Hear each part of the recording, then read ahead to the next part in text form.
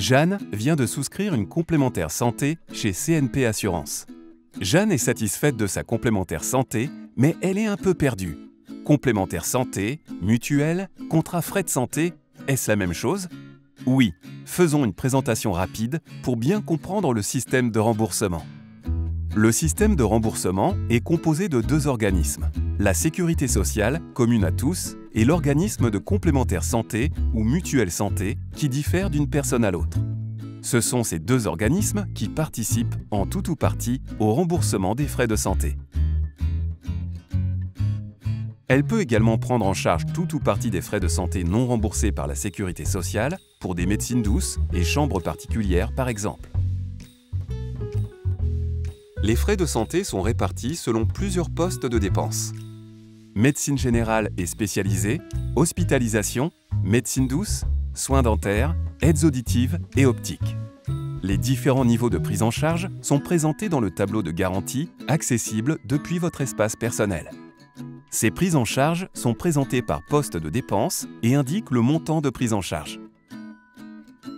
BR, TM, PMSS, FR. Jeanne s'interroge. Que veulent dire toutes ces lettres? BR signifie base de remboursement. PMSS veut dire plafond mensuel de sécurité sociale. TM est l'acronyme de ticket modérateur. FR représente les frais réels. Et le signe euro correspond au forfait euro. Attardons-nous sur la signification de la base de remboursement. C'est le tarif de référence, défini par la Sécurité sociale, sur lequel l'assurance maladie obligatoire et les complémentaires santé se basent pour fixer les niveaux de remboursement. Maintenant qu'elle comprend ces abréviations, Jeanne se connecte à son espace personnel CNP Assurances pour consulter les prises en charge dont elle bénéficie. Prenons un exemple. Jeanne va voir son généraliste. Le prix de la consultation est de 30 €.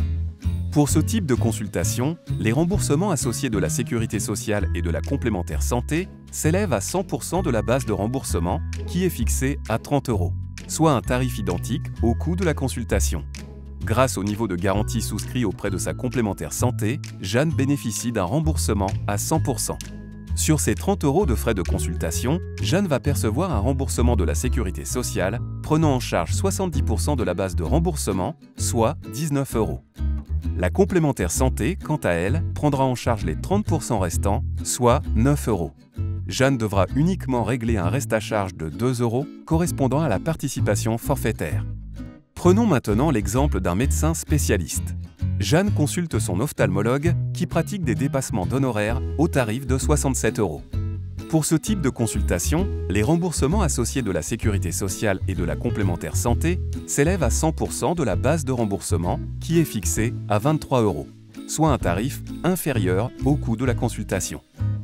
Sur ces 67 € de frais de consultation, Jeanne va percevoir un remboursement de la Sécurité sociale prenant en charge 70% de la base de remboursement, soit 14,10 €.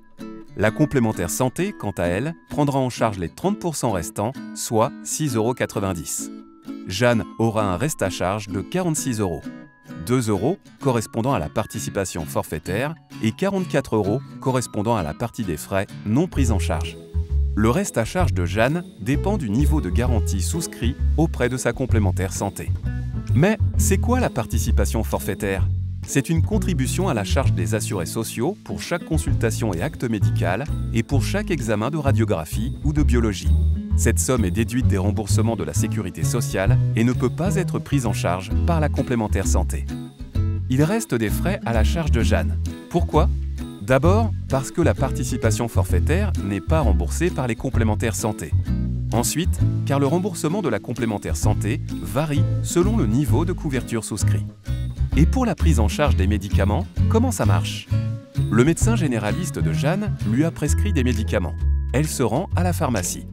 La pharmacienne lui demande sa carte vitale et sa carte de tiers payant. Mais pourquoi? Grâce à la télétransmission, toutes les informations sur les frais de santé engagés sont automatiquement transmises aux deux organismes afin de permettre la prise en charge des soins. Les avantages. Jeanne n'a aucune démarche à effectuer ni aucun frais à avancer. Mais alors, pourquoi doit-elle parfois payer une partie des médicaments? Deux cas de reste à charge. Certains médicaments sont mieux remboursés que d'autres par la Sécurité sociale.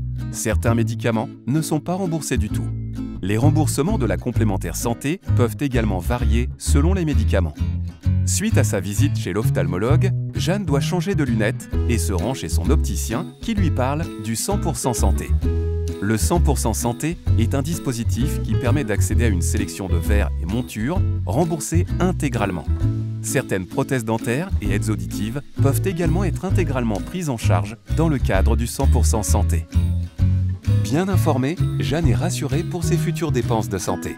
Faites comme Jeanne. Connectez-vous à votre espace personnel pour mieux connaître vos garanties, profiter des services mis à votre disposition et maîtriser votre budget santé. Votre espace personnel sur monespace.cnp-protectionsociale.fr.